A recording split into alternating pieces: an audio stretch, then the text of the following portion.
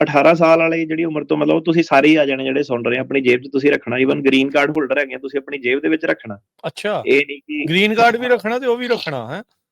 Green card ਦੀ ਵੀ requirement ਸੀਗੀ। ਸੋ ਇਹ ਨਹੀਂ ਕਿ ਬੰਦਾ ਕਹੇ ਮੈਂ ਆਜ਼ਾਦ ਹੋ ਗਿਆ, ਮੈਂ ਬੈਟਰ ਹੋ ਗਿਆ ਕੱਚਿਆਂ ਨਾਲੋਂ। ਨਹੀਂ, ਸੇਮ ਥਿੰਗ ਹੈਗੀ ਆ। ਟਿਕਟ ਮਿਲ ਸਕਦੀ ਹੈ ਤੁਹਾਨੂੰ।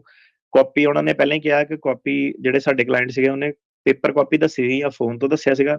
ਆਫਿਸਰ ਚੰਗਾ ਸੀਗਾ, ਉਹਨੇ ਸਿਰਫ ਫਾਈਨ ਦਿੱਤਾ ਕਿ ਹਾਰਡ ਕਾਪੀ ਨਹੀਂ ਜਿਹੜੀਆਂ ਰੱਖੀਆਂ। ਤੇ ਹੁਣ ਜੇ ਤੁਹਾਨੂੰ ਖੜੇ ਪੈਰ ਉਹ ਵੀ ਨਾ ਲੱਭਿਆ ਤੁਹਾਡੇ ਫੋਨ 'ਚ, ਉਹ ਵੀ ਨਾ, ਜਾਂ ਆਫਿਸਰ ਨੇ ਮਨਾ ਹੀ ਕਰਤਾ ਕਿ ਮੈਂ ਫੋਨ ਦੇਖਣਾ ਨਹੀਂ, ਮੈਨੂੰ ਫਿਜ਼ੀਕਲ ਕਾਪੀ ਦਿਖਾ, ਤੇ ਉਹ ਤੁਹਾਡੀ ਪ੍ਰੋਬਲਮ ਹੋ ਜਾਣੀ ਹੈ। ਵਰਕ ਪਰਮਿਟ ਵਗੈਰਾ ਨੂੰ ਇਹ ਪੁੱਛਦੇ ਨਹੀਂ। ਵਰਕ ਪਰਮਿਟ ਹਰੇਕ ਬੰਦਾ ਲਈ ਫਿਰਦਾ। ਵਰਕ ਪਰਮਿਟ ਕੋਈ ਬਿਗ ਡੀਲ ਨਹੀਂ ਹੈਗੀ। ਵਰਕ ਪਰਮਿਟ ਕਈ ਤਰੀਕਿਆਂ ਨਾਲ ਵਰਕ ਪਰਮਿਟ ਬੰਦਿਆਂ ਨੂੰ ਮਿਲ ਜਾਂਦੇ ਆ, ਪੈਰੋਲੀਆਂ ਨੂੰ, ਕੱਚੇ ਬੰਦਿਆਂ ਨੂੰ, ਅਸਾਈਲਮ ਵਾਲੇ ਬੰਦਿਆਂ ਨੂੰ।